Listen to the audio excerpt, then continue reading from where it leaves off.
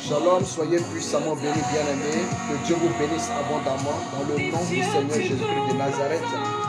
Que la grâce, la faveur de l'Éternel soit sur vous. Dans le nom du Seigneur Jésus-Christ de Nazareth. Bien-aimés, que Dieu vous bénisse abondamment. Voilà.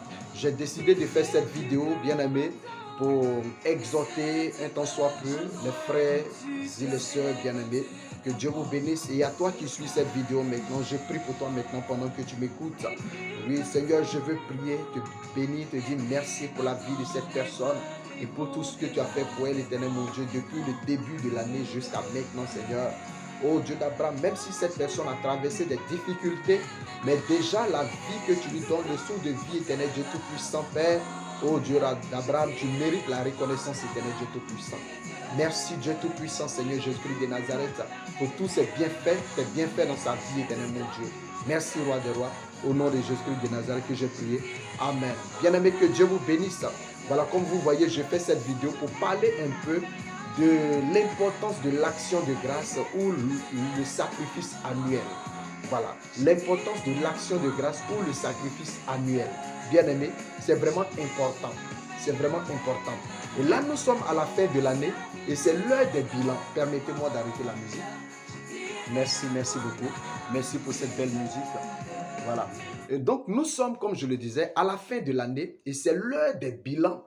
C'est le moment où chacun de nous est en train de faire son bilan pour voir ce qui a marché dans l'année et ce qui n'a pas marché. Et suite à cela, prendre encore d'autres résolutions ou bien engagements, chercher les moyens pour pouvoir s'améliorer ou bien faire marcher ce qui n'a pas marché au cours de l'année, pour l'année suivante. Est-ce que quelqu'un voit bien, bien-aimé?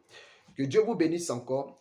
Je suis en train de vous parler d'une action qui est vraiment importante, qui est la clé de toute personne, la clé qui ouvre les portes à toute personne. Il y a des actions que l'on pose dans la vie d'une personne et qui demeurent éternellement inoubliables. Il y a certaines actions que quelqu'un a posées peut-être dans ta vie que tu peux ne pas oublier ou bien tu n'es pas prêt ou bien à mesure d'oublier. Voilà, cette action peut t'avoir influencé, oui, négativement ou positivement. Toujours est-il que cette action, tu l'as gardée en tête et tu ne veux jamais l'oublier, bien-aimé. Vous savez, il y a des situations desquelles Dieu nous sort par moments, où c'était difficile, où c'était même impossible de sortir. Au bout de cette situation se trouvait peut-être une humiliation. Au bout de cette situation se trouvait peut-être un emprisonnement, un rejet catégorique. Ou bien au bout de cette situation, tu pouvais perdre ton emploi. Dieu t'a épargné peut-être d'un accident bien-aimé et de quelque chose qui pouvait t'arriver et qui allait causer peut-être ta chute. Mais il a dit non, je ne peux pas l'accepter parce que c'est ma créature, je l'aime.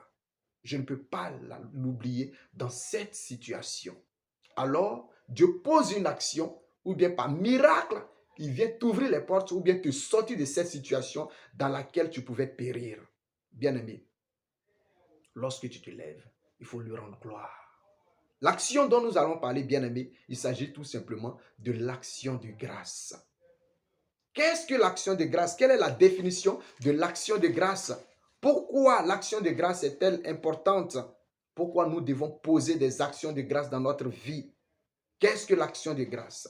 Bien-aimé, pour définir l'action de grâce, bien-aimé, l'action de grâce est une reconnaissance à l'Éternel qui nous a libérés d'une situation. Voilà, si je peux définir cela de façon terre à terre, c'est une reconnaissance à l'Éternel, ce Dieu qui nous a libérés d'une situation, peut-être de blocage, une situation d'accident, une situation de maladie, une situation qui était vraiment très compliquée, où on ne pensait pas du tout, de laquelle on ne pensait pas du tout s'en sortir. Mais Dieu pose une action, par sa main puissante, il nous délivre de cette action, de cette situation bien-aimée. L'acte que nous posons pour lui dire merci, c'est ce qu'on appelle l'action de grâce. J'ai vu plusieurs personnes qui l'ont fait. J'ai vu plusieurs personnes qui ont été édifiées même par des messages de Christ et qui se sont levées et qui ont posé une action pour dire, Seigneur, je te dis merci pour ce message.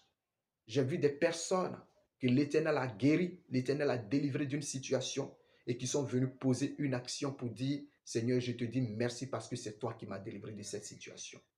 Bien-aimé, l'action de grâce, c'est une reconnaissance. C'est une adoration, une manière d'adorer l'Éternel pour lui dire, Seigneur, je me réjouis de tout ce que tu as fait pour moi. Je te dis merci, je te suis infiniment reconnaissant. C'est une reconnaissance à l'Éternel. C'est vraiment important, bien-aimé. Voilà. Donc voici, bien-aimé, voilà. La définition, c'est tout simplement une reconnaissance à l'Éternel après nous avoir délivré d'une situation. Le fait que tu sois vivant, bien-aimé, c'est une délivrance que l'Éternel t'a accordée. Parce que chaque année, c'est des millions de personnes qui meurent. Mais toi, si tu es vivant jusqu'à cette minute, il faut poser une action pour dire, Seigneur, je te dis merci. Parce que nous sommes dans le mois du bilan. Nous sommes en décembre et c'est le mois du bilan. Il faut dire, Seigneur, je te dis merci. Parce que je suis en train de parler du sacrifice annuel, c'est-à-dire l'action de grâce de fin d'année. Je ne parle pas d'une action au cours de l'année où l'Éternel t'a délivré d'une situation. Mais je suis en train de parler de l'action finale, l'action de grâce finale, le sacrifice annuel. Au nom de Jésus. Voilà, l'on pose le plus souvent cette action pour rendre l'adoration à l'Éternel et pour lui rendre gloire. Voilà, c'est pour cela qu'on pose cette action. C'est pour rendre l'adoration à l'Éternel et pour lui rendre gloire. Pour lui dire, Seigneur, je te dis merci parce que tu m'as délivré d'une situation.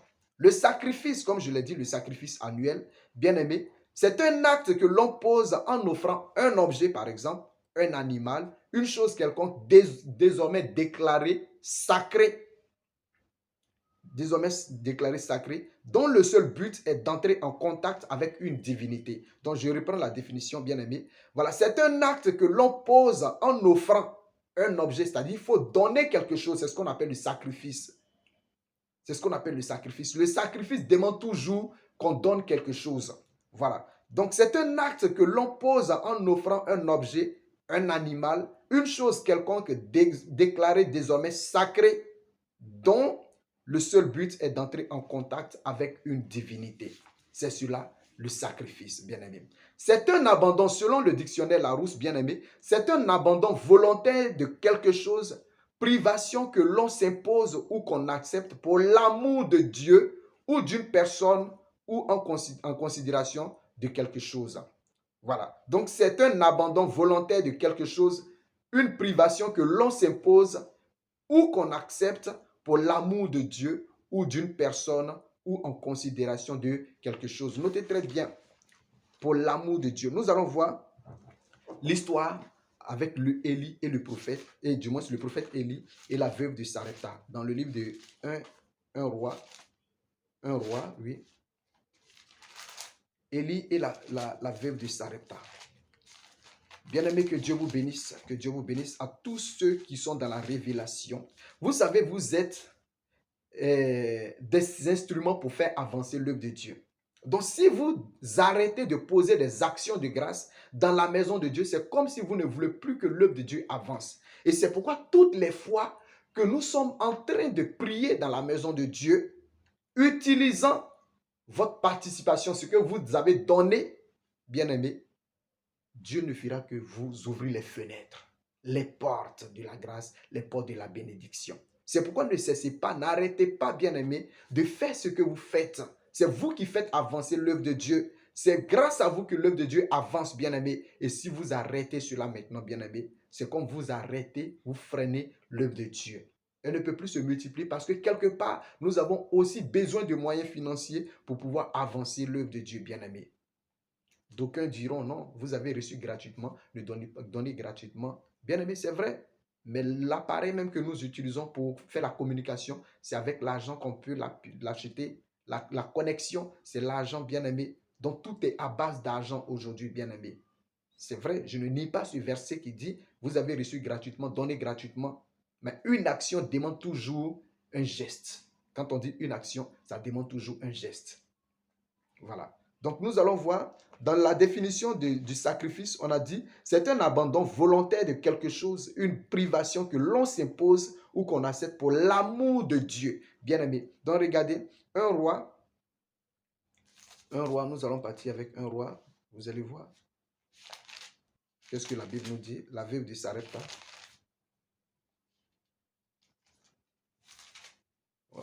Excusez-moi, permettez-moi de trouver ce passage rapidement et nous allons avancer.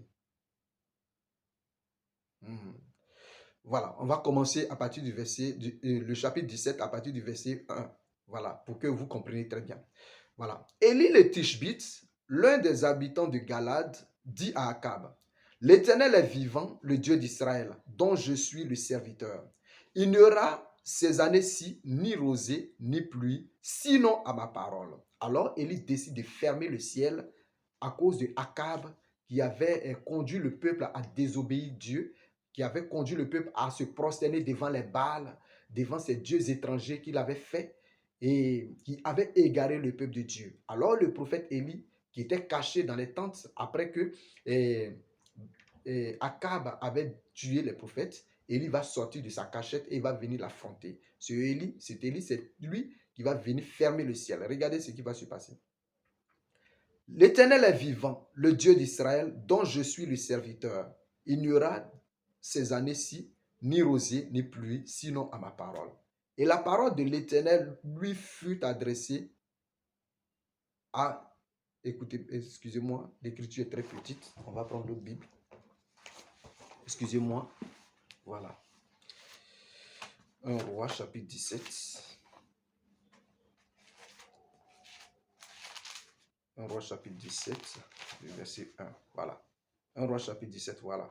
Élie le Tishbite, l'un des habitants de Galad, dit à Akab, l'Éternel est vivant, le Dieu d'Israël, dont je suis le serviteur. Il n'y aura ces années-ci ni rosée ni pluie, sinon à ma parole. Et la parole de l'Éternel fut adressée à Élie en ces mots. Pars d'ici, dirige-toi vers l'Orient et cache-toi près du torrent de Kérit, qui est en face du Jourdain. Tu boiras de l'eau du torrent et j'ai ordonné au corbeau de te nourrir là. Il partit et fit selon la parole de l'Éternel et il alla s'établir près du torrent de Kérit, qui est en face du Jourdain. Les oiseaux lui apportaient du pain et de la viande le matin, et du pain et de la viande le soir, et il buvait de l'eau du torrent. Mais au bout d'un certain temps, le torrent fut à sec, car il n'était point tombé de pluie dans le pays. Alors la parole de l'Éternel lui fut adressée en ces mots. Lève-toi, va à Sarepta, qui appartient à Sidon, et demeure là. Voici, j'ai ordonné à une femme veuve de te nourrir. Il se leva et il alla à Sarepta. Comme il arrivait à l'entrée de la ville, voici, il y avait là une femme veuve qui ramassait du bois. Il l'appela et dit, va me chercher, je te prie, un peu d'eau dans un vase afin que je boive. Et elle alla en chercher. Il appela de nouveau et dit, apporte-moi, je te prie, un morceau de pain dans ta main. Et elle répondit, l'Éternel ton Dieu est vivant. Je n'ai rien de cuit. Je n'ai qu'une poignée de farine dans un pot et un peu d'huile dans une cruche. Et voici, je ramasse 2 morceaux de bois, puis je rentrerai et je préparerai cela pour moi et pour mon fils. Nous mangerons, après quoi nous mourrons.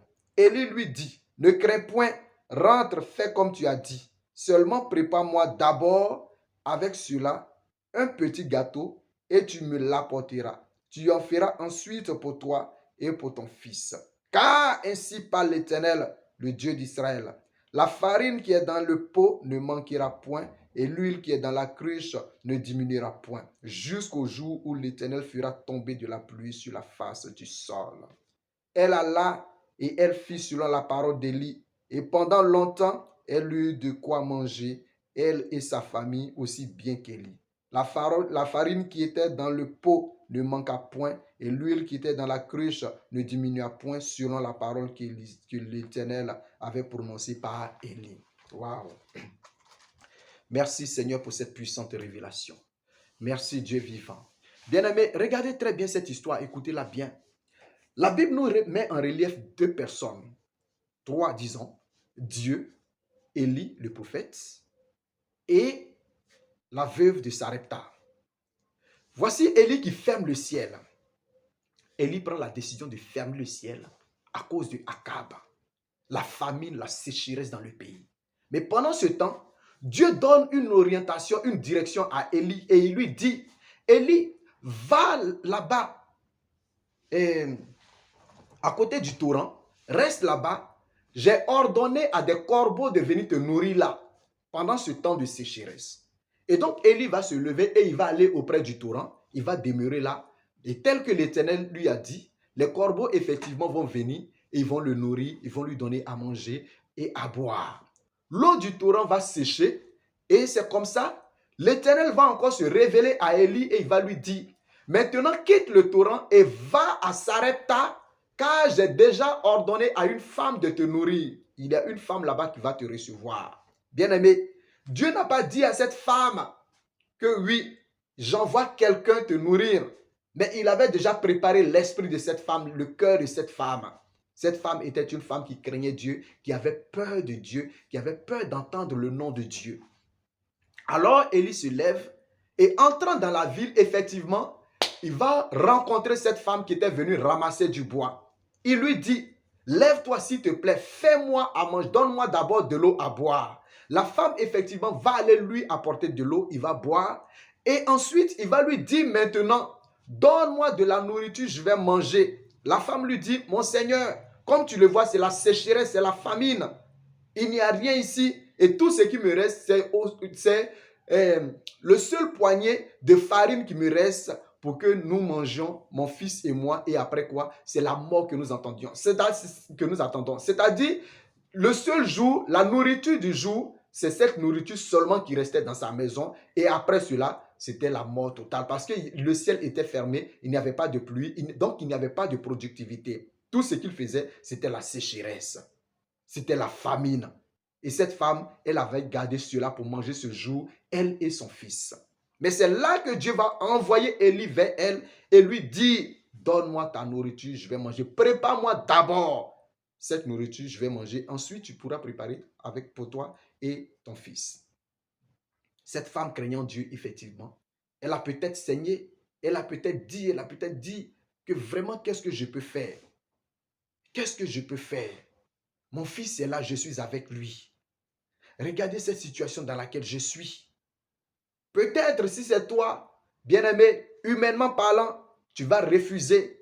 Tu vas dire non, c'est impossible parce que c'est ce qui me reste, mon fils et moi. Mais elle n'a pas cherché à comprendre. Elle dit, c'est vrai qu'elle s'est plainte, mais elle a fait comme Élie lui avait demandé. C'est ce qu'on appelle l'offrande sacrificielle, bien-aimé. C'est ce qu'on appelle l'offrande sacrificielle. Et ce qu'elle venait de poser, l'acte qu'elle venait de poser, lui a ouvert le ciel. Quand bien même le ciel était fermé, mais elle, son ciel était ouvert à cause de l'action qu'elle venait de poser. Elle a cuit la farine, elle a servi Élie, Élie a mangé, elle a servi son fils, ils ont mangé. Et la Bible dit que la nourriture n'a plus jamais manqué dans sa maison. Lui n'a plus jamais manqué dans sa cruche. Comme Dieu avait parlé par la bouche d'Élie.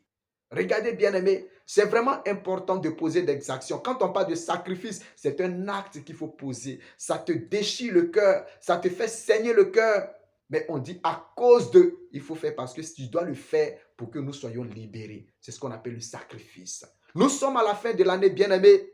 Dieu est en train de demander à chacun de poser un sacrifice, une action de grâce dans sa vie. Pourquoi? C'est cela la reconnaissance à l'Éternel. La reconnaissance à l'Éternel, c'est ce qu'on appelle le sacrifice de l'action de grâce. Le sacrifice de l'action de grâce. Tu regardes dans ta vie, depuis le début de l'année, tu vas regarder, tu vas compter ces morts par milliers par jour. Bien-aimé, et toi tu n'es pas mort, tu es vivant. Tu poses une action, tu dis Seigneur, je te rends toute la gloire. Nous sommes au temps du bilan. Si vous remarquez, pourquoi selon vous, même les païens vont à la fin de l'année pour se prosterner devant Dieu, pour dire Seigneur, je te dis merci pour la vie que tu m'as donnée. Bien-aimé, c'est pour dire tout simplement qu'ils ont aussi cette révélation qui dit qu'à la fin de l'année, nous devons rendre une adoration à l'Éternel qui est l'offrande. Ça peut être ta propre personne, ça peut être ta prière, ça peut être ta louange, ta reconnaissance. Pour dire Seigneur, voici ce que tu as fait pour moi au cours de l'année. Je viens te dire merci. Les païens vont à l'église les fins d'année, bien-aimés, pour reconnaître à Dieu ce qu'il a fait pour eux au cours de l'année. Et en même temps, supplier, demander pardon à Dieu pour tout le mal qu'ils ont fait. L'action de grâce est vraiment très importante. Nous sommes à la fin de l'année. Bien-aimé, s'il te plaît, n'ignore pas cette vidéo. Il faut poser ton action. Il faut dire, Seigneur, je te dis merci. Cette action viendra débloquer ta situation, comme elle a débloqué la situation de la veuve de Sarepta. Cette action viendra redémarrer ta vie, parce que c'est en même temps une alliance que tu tisses avec Dieu. Pour lui dire, en même temps que Seigneur, je te dis merci, je vais te consacrer l'année qui suit, l'année qui vient. S'il te plaît, ne me ferme pas les portes. Mais tel que tu m'as gardé vivant, je veux vivre encore et permets-moi de réaliser mes projets. Ouvre-moi les portes, Seigneur Jésus-Christ de Nazareth. Cette action est une alliance à l'Éternel. Cette action, qui est l'action de grâce, vient t'ouvrir les portes, bien-aimé, et créer encore la communion entre toi et Jésus-Christ de Nazareth, bien-aimé. C'est une adoration. L'adoration ouvre le ciel. L'adoration touche le cœur de Dieu. L'adoration ouvre les portes. Bien-aimé, que Dieu vous bénisse encore. Nous allons voir, oui, qu'est-ce que la Bible nous dit dans le livre de Psaume 50, du verset 14 au verset 15. Psaume 50, du verset 14 au verset 15. Regardez très bien cette histoire, bien-aimé. Qu'est-ce que la Bible nous dit? Psaume 50, du verset 14 au 15. La Bible dit, offre pour sacrifice à Dieu des actions de grâce et accomplis tes vœux envers le Très-Haut. Et invoque-moi au jour de la détresse, je te délivrerai et tu me glorifieras. La Bible dit, Psaume 50, verset 14 à 15, offre pour sacrifice à Dieu des actions de grâce et accomplis tes vœux envers le Très-Haut. Et invoque-moi au jour de ta détresse, je te délivrerai et tu me glorifieras. Regardez ce que la Bible nous dit, bien-aimé. L'action de grâce qui apparaît ici encore, c'est la reconnaissance, c'est un sacrifice de bonne odeur, une offrande de bonne odeur à l'Éternel. Bien-aimé, ton action de grâce est vraiment importante en cette fin d'année. Je t'exhorte à la faire. Je t'exhorte à poser cette action dans ta vie. Non seulement, mais aussi pour débloquer ta vie, ta situation. Pour créer l'alliance encore, renouveler l'alliance. David nous dit ici, oui, non, c'est un psaume d'Asaph, bien-aimé, un cantique d'Asaph. Il dit, offre pour sacrifice à Dieu des actions de grâce et accomplis tes vœux envers le Très-Haut et invoque-moi au jour de la détresse. À partir de l'action de grâce, bien-aimé, demande maintenant ce que tu veux à Dieu. Invoque-le. Il dit, invoque-moi dans ta détresse. Parle-lui de ta situation. Dis-lui, Seigneur, je veux renouveler mon alliance avec toi. Dis-lui, Seigneur, je veux, Seigneur, que tu m'ouvres les portes. Dis-lui, Seigneur, je veux un enfant. Dis-lui, Seigneur, je veux me marier. Dis-lui, Seigneur, je veux renouveler mon alliance avec toi. Dis-lui, Seigneur, oh Dieu d'Abraham, voici ce que j'attends de toi. Bien-aimé, c'est cela la puissance de l'action de grâce. Dieu connaît ta reconnaissance. Souvenez-vous dans le livre de Luc, chapitre 17, du verset 11 au 19, l'action de grâce de ce lépreux. L'action de grâce de ce lépreux. Nous allons lire, bien-aimé. L'action de grâce de ce lépreux, bien-aimé. C'était vraiment important. Luc 17. Oui, Luc 17. À partir du verset 11. Luc 17 à partir du verset 11. Je vais lire, nous allons avancer, bien-aimé. Luc 17 à partir du verset 11.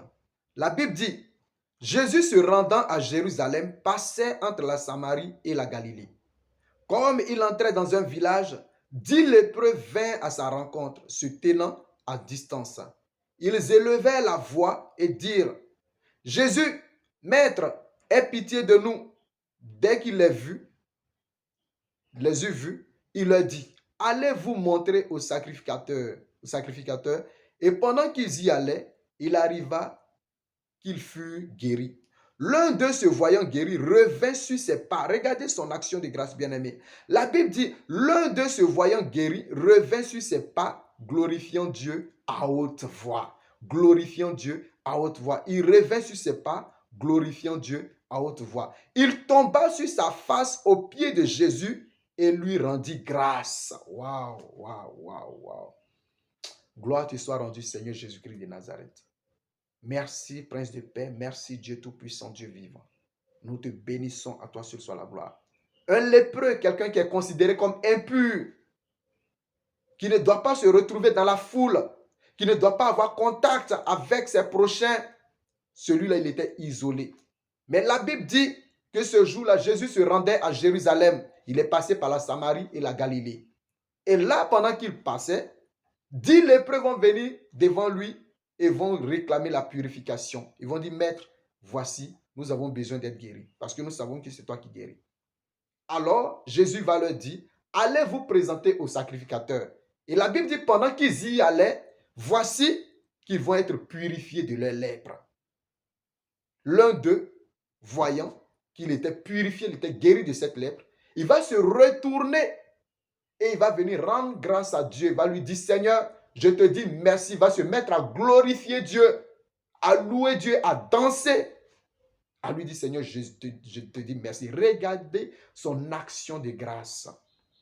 Regardez l'acte qu'il venait de poser, la reconnaissance. Bien aimé, la reconnaissance à Dieu est vraiment très, très, très importante en toutes choses. C'est pourquoi, lorsque David a pris le palais royal, lorsqu'il a été établi roi, bien aimé, la toute première des choses qu'il a interpellé, qu'il a intéressé, bien aimé, c'était d'être reconnaissant à Jonathan. Parce que c'est Jonathan qui a épargné sa vie. Puisque Jonathan se cachait pour venir dire tout ce que son père Saül pensait de David. Comment il cherchait à lui ôter la vie. Donc quand il a pris le trône, il est allé vers, il a appelé, il dit, il n'y a plus de la maison de Saül quelqu'un pour que je lui fasse du bien à cause de Jonathan. N'y a-t-il plus quelqu'un de la maison de Saül pour que je lui fasse du bien à cause de Jonathan? Regardez, c'est une manière de poser une action de grâce. Bien-aimé, à cause de Jonathan, Méphibosheth a eu accès au palais royal. C'est vraiment important. Méphibosheth était le fils de Jonathan. La reconnaissance. Nous sommes à l'heure du bilan. Nous sommes à l'heure de l'action de grâce. Bien-aimé, il faut que tu fasses ton action de grâce. Il faut que tu dises merci à l'Éternel pour tout ce qu'il a fait pour toi. C'est cela l'action de grâce. Il faut que tu lui dises, Seigneur Jésus, je ne m'attendais pas du tout que je pouvais arriver là où je suis aujourd'hui. C'est grâce à toi. Alors, voici ma reconnaissance. Tu poses une action, une offrande que tu fais à l'Éternel pour dire, Seigneur, je te rends toute la gloire. Je te dis merci. Merci de m'avoir épargné de tout ce qui nous n'ont pas tombé, ou bien tout ce qui pouvait m'empêcher d'être là où je suis aujourd'hui. La vie, seulement le saut de vie, Seigneur, c'est un miracle pour moi. Bien-aimé, c'est vraiment important. Cette action crée une alliance encore entre toi et ton Dieu. Cette action vient redémarrer encore ta vie. Cette action vient encore garantir l'année suivante. Cette action te met en contact avec la divinité. C'est ce qu'on appelle l'action de grâce. Bien-aimé, que Dieu vous bénisse. Que Dieu vous bénisse. Voilà, c'est ce petit moment que j'avais vraiment à poser avec vous. Renouvelle ton alliance avec Dieu, bien-aimé. C'est vraiment important en posant une action de grâce en cette fin d'année. Renouvelle ton alliance et prends possession de l'année 2022 à travers cette action. C'est-à-dire, quand tu poses l'action, fais une demande à l'Éternel. Quand tu poses cette action, fais une demande à Dieu, comme Pénina et Anne l'a fait lorsqu'elle est montée à Silo avec son mari, Elkana. La Bible dit qu'elle s'est retirée, elle est allée dans le temple et elle a commencé à prier. Elle dit, si tu daignes donner un enfant mâle à ta servante, je te le consacrerai. Effectivement, bien-aimé, elle a eu cet enfant qu'on appelle le prophète Samuel. Elle a consacré à Dieu. Lorsque tu fais ton action de grâce, bien-aimé, il faut faire une demande à Dieu. Il faut dire, Seigneur, voici ce que je veux. Seigneur, voici ce que j'attends de toi. Seigneur, voici, Seigneur, cette action que je pose, l'action de grâce, Seigneur, qu'elle parle en ma faveur, qu'elle m'ouvre les portes, Seigneur Jésus, qu'elle me donne l'exaucement de ma prière, qu'elle vienne débloquer ma vie. Parle et tu verras si Dieu n'agit pas, si Dieu n'est pas fidèle. Dieu est très fidèle, bien-aimé. Que Dieu vous bénisse. Que Dieu vous bénisse. Je voulais vraiment révéler l'importance de l'action de grâce, c'est-à-dire le sacrifice annuel. Nous devons monter à Silo pour y sacrifier comme Elkana et ses épouses. Nous allons sacrifier, donner à Dieu. C'est la fin de l'année. Donnez à Dieu et qu'il bénisse et qu'il vous donne en retour. Au nom de Jésus-Christ de Nazareth. Seigneur, je veux te bénir. Bien-aimé, je prie pour vous maintenant. Je prie maintenant. Seigneur, je veux te rendre toute la gloire. Je veux te bénir pour toutes ces personnes, éternel mon Dieu, qui pensent à l'évolution de ton œuvre, éternel mon Dieu, et qui donnent à chaque fois, Seigneur Jésus-Christ de Nazareth. Seigneur, ô Dieu d'Abraham, Seigneur Jésus-Christ de Nazareth, tu as dit, jette ton pain à la surface des eaux, et plus tard, avec le temps, tu le retrouveras. Seigneur Jésus-Christ, c'est une semence, et nous savons que tes enfants moissonneront au centuple selon leur semence. Je prie, éternel mon Dieu, que tu bénisses leurs mains, que tu bénisses tous ceux qui donneront, éternel mon Dieu, qui vont donner, ceux qui n'en auront pas pour donner, pour faire cette action. Seigneur, qui te donne leur vie, éternel Dieu Tout-Puissant. C'est une action, éternel mon Dieu, un parfum de bonne odeur.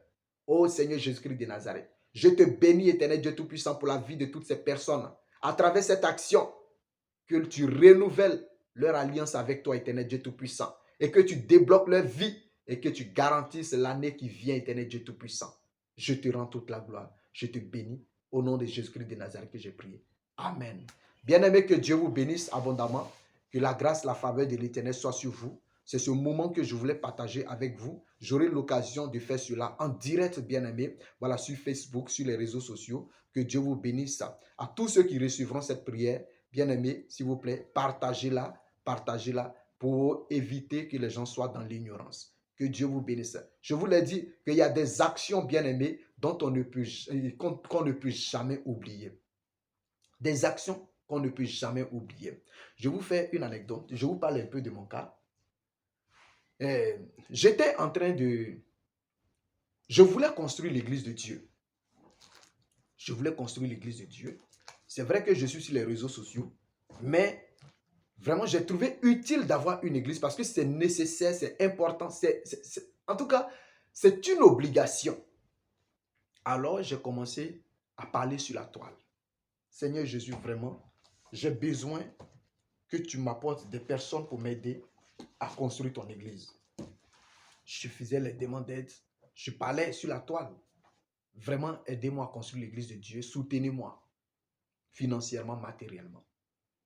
Ceux qui pouvaient donner ont donné. Et je prie Dieu d'ailleurs pour vous, bien-aimés, que toutes les fois que nous allons aller dans cette maison pour adorer Dieu, pour le servir, que vous soyez bénis au nom de Jésus-Christ de Nazareth. Que les portes s'ouvrent pour vous au nom de Jésus-Christ de Nazareth. Et parmi eux, il y a une sœur qui a pris la responsabilité. Elle dit, Pasteur Philippe, fais-moi le bilan de l'église, le devis de l'église que tu veux construire. J'étais choqué, j'ai eu peur. J'ai dit, comment elle pense? Elle pense que c'est un petit truc qu'on va faire. Non. Moi, j'ai les gros yeux. Hein. Elle dit, j'ai dit, fais-moi le devis de l'église que tu veux construire. Donc, avec la peur, je fais un petit devis. La première étape, le premier niveau. Et je lui envoie. Elle dit, c'est tout. Je dis, en tout cas, pour être franc, j'ai peur. Parce que je ne sais pas, je ne connais pas ta situation. Au début, elle m'avait dit que c'était difficile pour elle. Elle n'avait pas d'argent. Même pour prier, elle n'avait pas d'argent. Et je lui avais dit que je ne vendais pas mes prières. Donc, j'avais peur aussi pour sa situation. Je craignais aussi qu'elle se dépouille. Elle dit, fais-moi le devis. Donc, je lui envoie un premier devis. Elle dit, ok, on va déjà commencer à faire cela, ceci, cela. Donc, elle-même, elle coordonne tout et puis on fait le premier niveau. Maintenant, on est arrivé au chaînage. On doit mettre la toiture. Elle dit, ok, fais-moi le devis encore de ce qui reste. Le ciment, tout ça, la peinture, tout ça, fais-moi le devis. Donc, je fais un autre devis et je lui envoie. Bien aimé, l'église où nous prions aujourd'hui, elle a été à grande partie celle qui a construit l'église. Je ne dis pas que les autres n'ont pas participé. Si, ils ont participé, bien aimé, mais elle a pris la plus grande partie de l'église. Sœur, là où tu es maintenant, si tu tombes sur cette vidéo, que l'Éternel t'ouvre encore les portes, qu'il te bénisse encore, qu'il bénisse tes enfants. Au nom de Jésus-Christ de Nazareth. Que sa main de bénédiction, sa main de grâce soit sur ta vie et sur la vie de tes enfants. Au nom de Jésus-Christ de Nazareth. Bien-aimé, est-ce que vous pensez qu'on peut oublier une telle personne? Mais c'est comme ça, Dieu n'oublie pas aussi. Quand nous posons une action qui touche à son cœur, il n'oublie pas. Il bénit toujours la main qui a donné. Que Dieu vous bénisse. N'ayez pas peur, ne craignez pas de donner à Dieu. L'action de grâce, c'est vraiment obligatoire pour chacun parce que c'est ce qui fait avancer l'œuvre de Dieu. C'est vous que Dieu a utilisé, que Dieu utilise pour faire avancer l'œuvre de Dieu. Que Dieu vous bénisse encore. Nous allons nous arrêter là pour le moment. Que Dieu vous bénisse. Passez une excellente journée. Que la grâce, la faveur de l'Éternel soit sur vous. Shalom à vous. Que Dieu vous bénisse. Amen.